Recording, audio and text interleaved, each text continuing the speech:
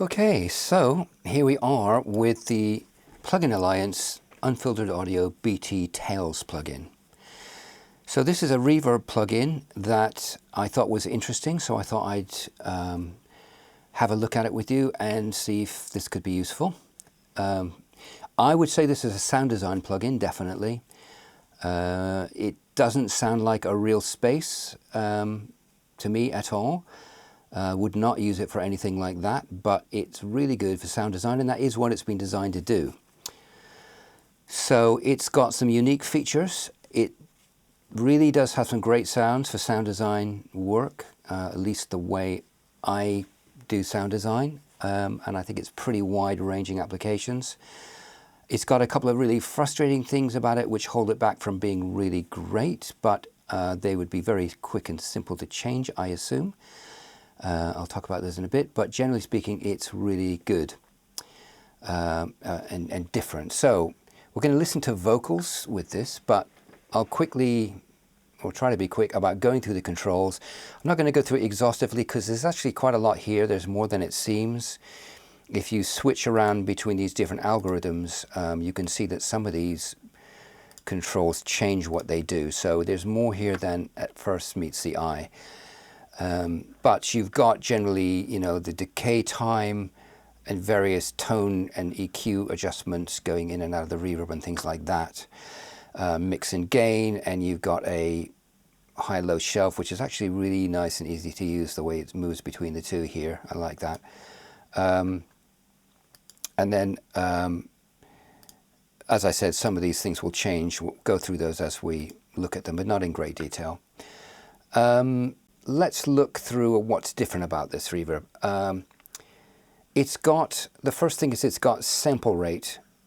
This is unique because, at least as far as I know, as seen in a reverb, it reduces the sample rate, which certainly isn't unique, but it does it in a unique way. So rather than sticking sample rate conversion before the reverb or after it, which to me I've never found very useful, it actually reduces the sample rate within the reverb processes, and that does something really different and really special and good, which we'll hear, and it's one of the strengths of this reverb, I think.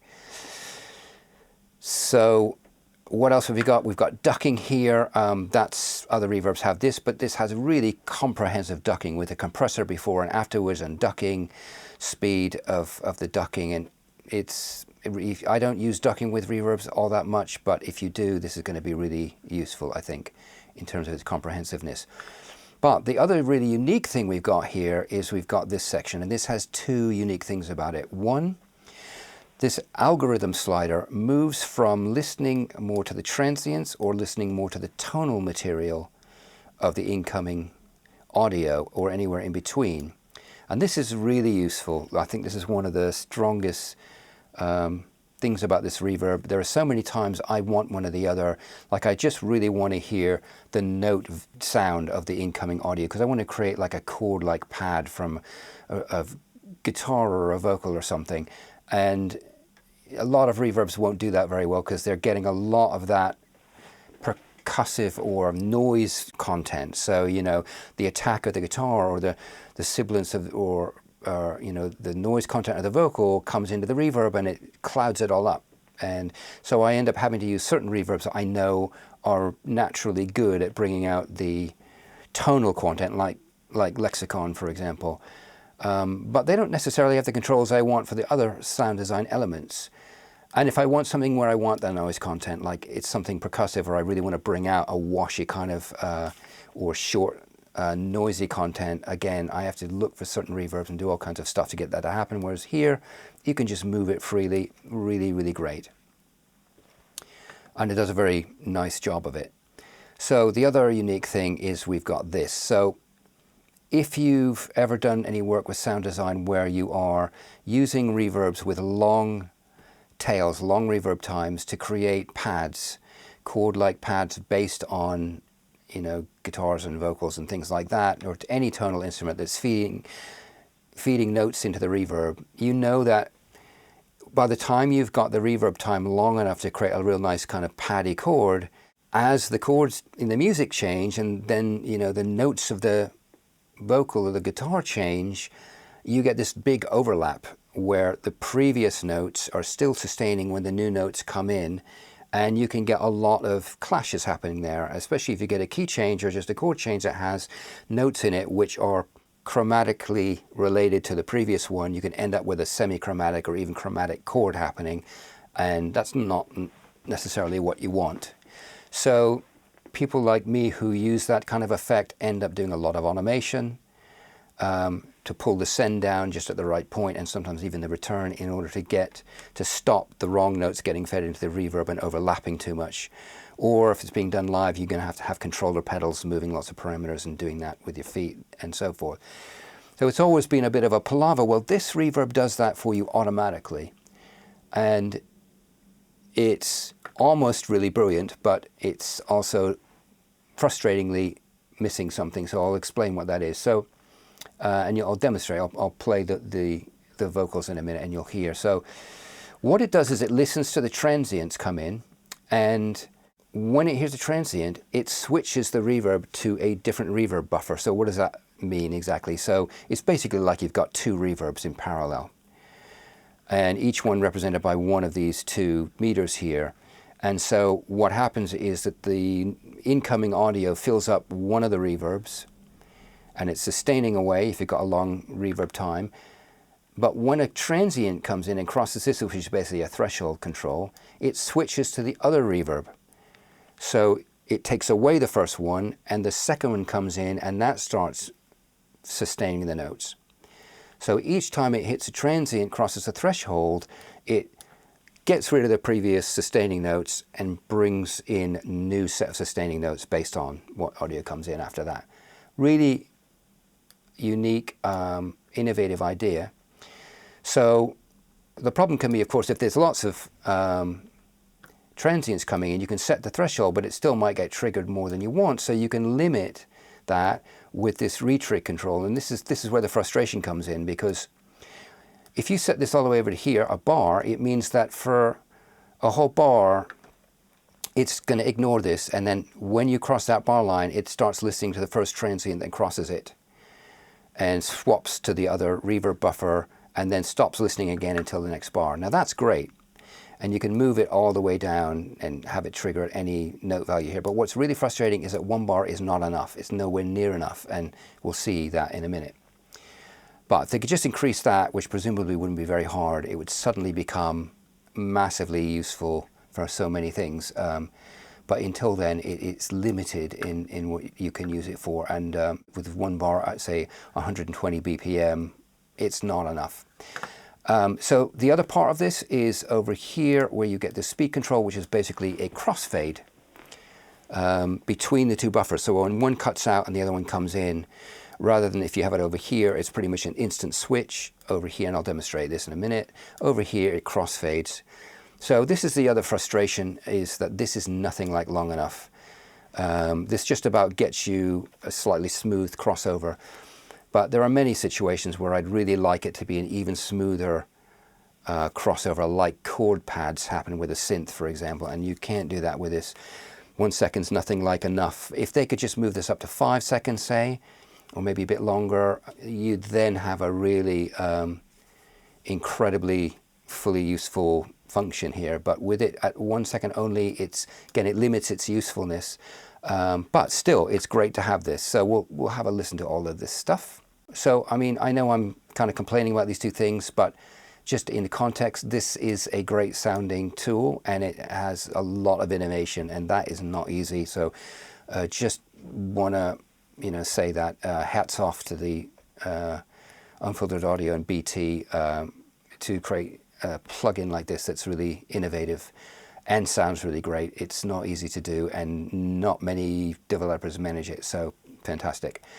Now, let's play this. It's a vocal, and I'm going to switch this off for the moment, this reverb swap, just so you can hear what it's like without that and how the notes overlap. And I'm going to start with the vocal in so you can hear what source we've got feeding in. And then I'm going to pull the vocal out so you can just hear the reverb, because it'll make it easier to hear what's going on. Georgia, Georgia,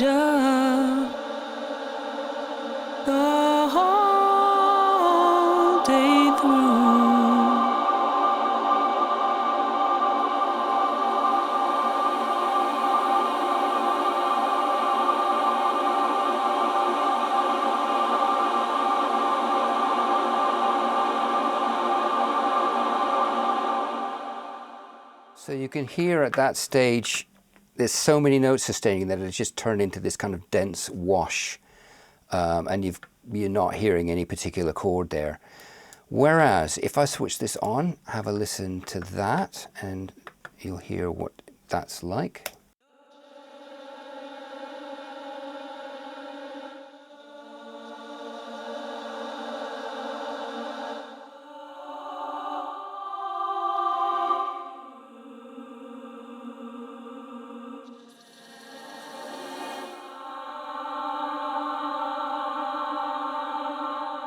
So you can hear there's chords happening there now. Now if I move this up to a bar, let's listen to that.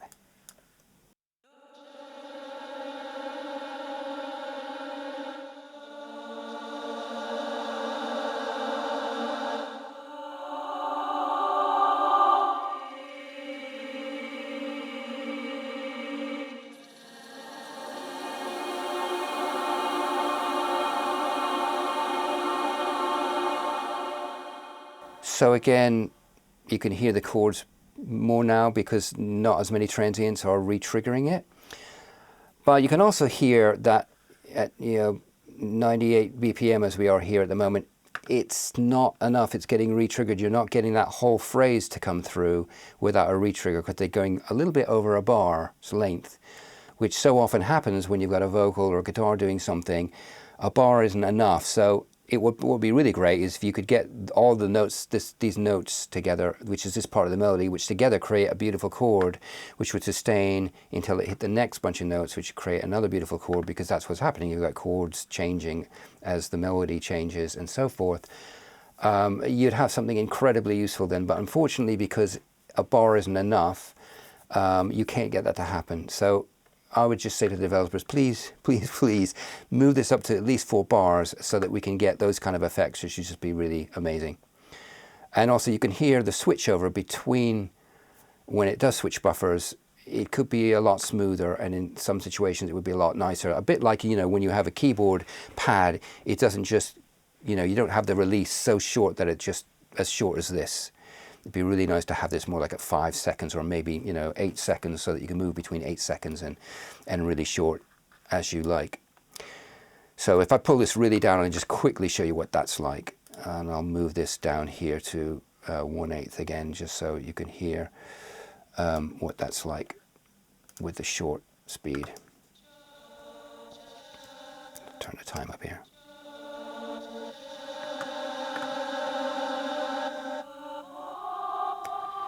So you can hear with the crossfade down really, you can hear with the crossfade down really low, it really cuts off, and when I turn it all the way up,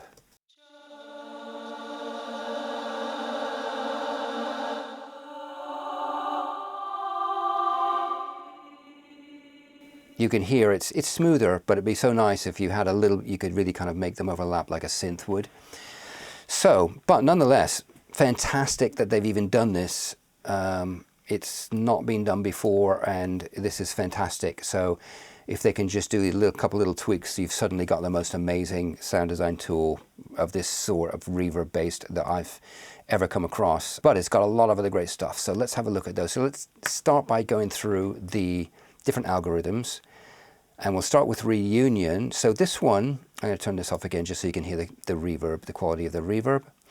And when I say quality, I'm going to refer to the word quality here quite a bit. I don't mean quality in terms of good and bad. I mean quality in terms of the type of kind of timbre, the quality, the differences in the types of sounding timbre is what I really mean by that in this context. So start with the reunion one, which I'm thinking is probably based on their Biome plugin, which has a reunion reverb in it. So let's just have a listen so you can see what you think about it.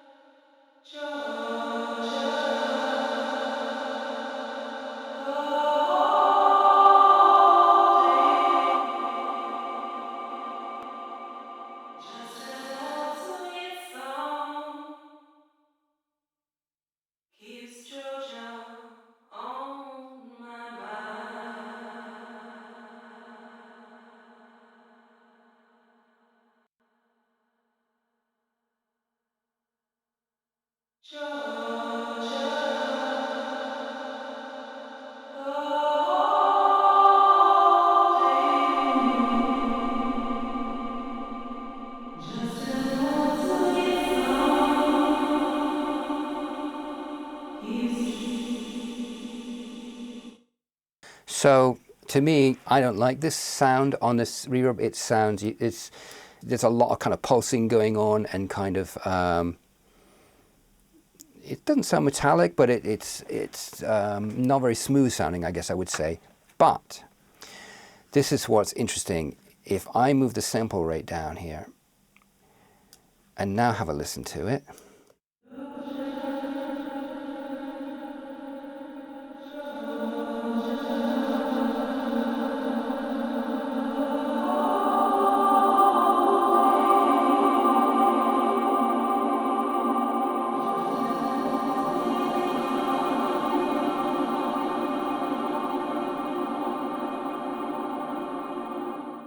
You've suddenly got a really beautiful sounding reverb for this source.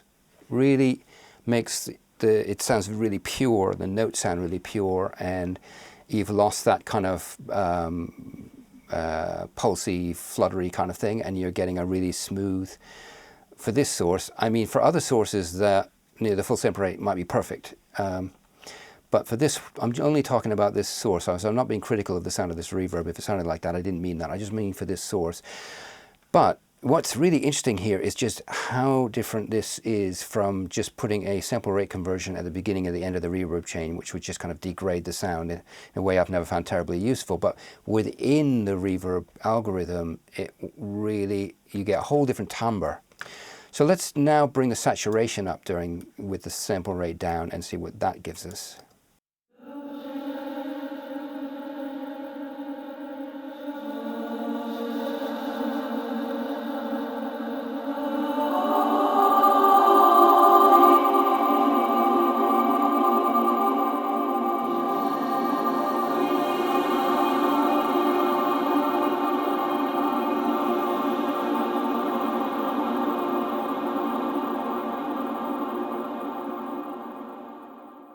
So again, another really nice different texture. So there's a lot here once you start messing with these controls, and I'm just going to do one other thing here.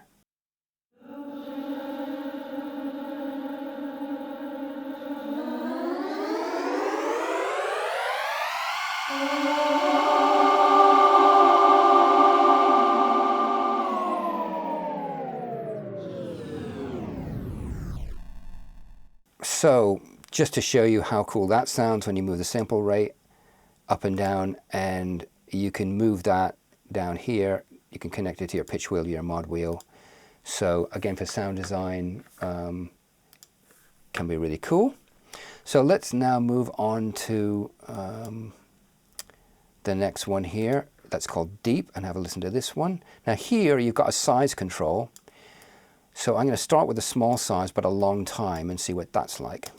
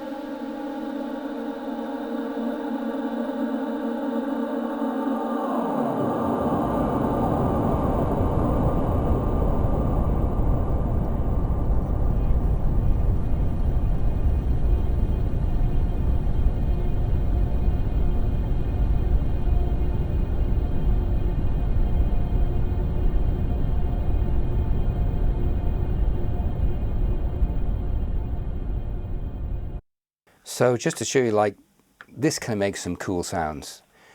And again, reducing the sample rate here, you could see how it can transform that algorithm, which is not really nice sounding on this source, I thought, with the full sample rate, into something really different. So now back to the next one, on to the next one, Spatial. Here we've got, let's have a listen to this one.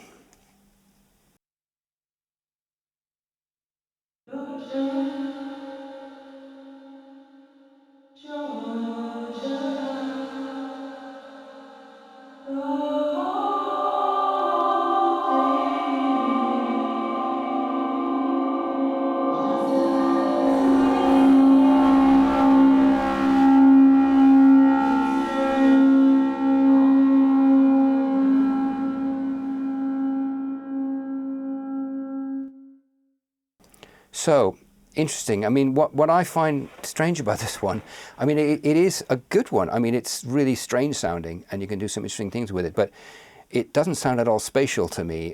It's maybe the least realistic sounding reverb in here to my ears. It sounds closer to a spring reverb.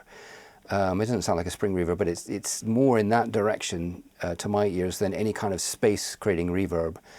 But they've called it Spatial, and they've given it this distance control, which, because to my ears doesn't create much of a space, this doesn't really do that. But it doesn't matter, because it does a lot of interesting and cool stuff. So yeah, this one is a strange one, but definitely for sound design, definitely useful. And I didn't even get into the sample rate thing, so there's going to be huge variety there. And finally, we're going to have Shimmer. So I'll start with, this is a pitch shifting one. I'll start with it at a 5th there, and let's have a listen to that.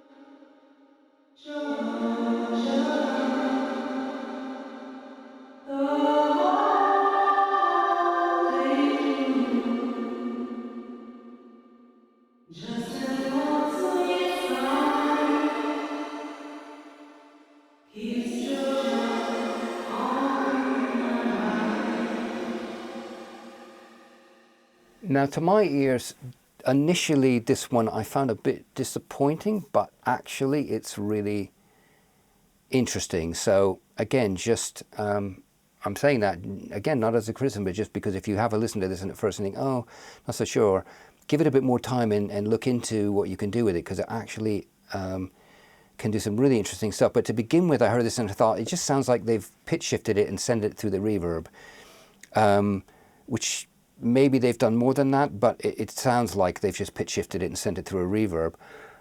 Whereas other Shimmer algorithms often do more than that. It's the pitch shifting's happening inside the reverb, so you don't just hear a kind of pitch shifted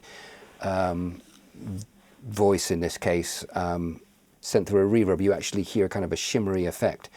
But although it doesn't sound like that as I was kind of expecting it to from the name, it does some interesting stuff. So I'm not going to just have a play around with this, and you can hear what it can do.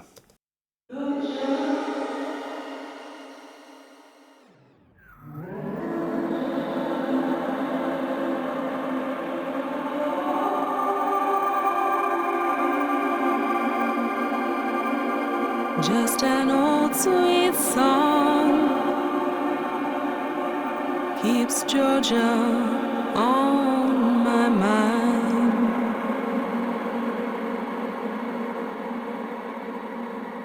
I say, Georgia, Georgia, a song of you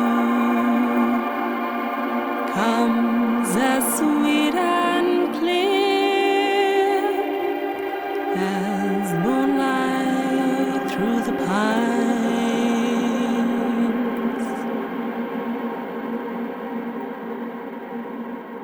Other arms reach out to me, other eyes smile tenderly, but in peace.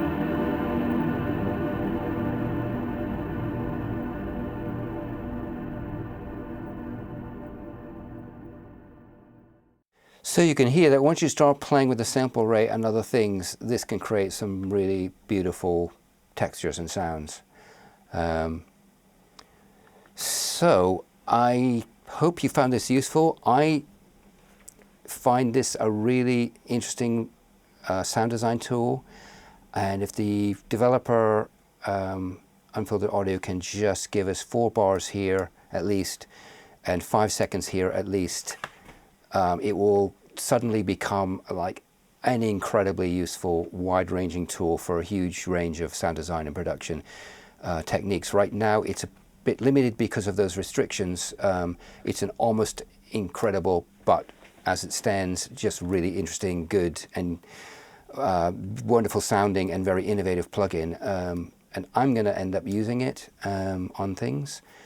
Still going to end up having to do automation because of these 2 restrictions, but nonetheless it is a really interesting one, a very innovative one. Like all Unfiltered Audio stuff is innovative, and I really like the company for that, and hats off to them and BT for coming up with this and for getting such great sound. So I hope you found this useful.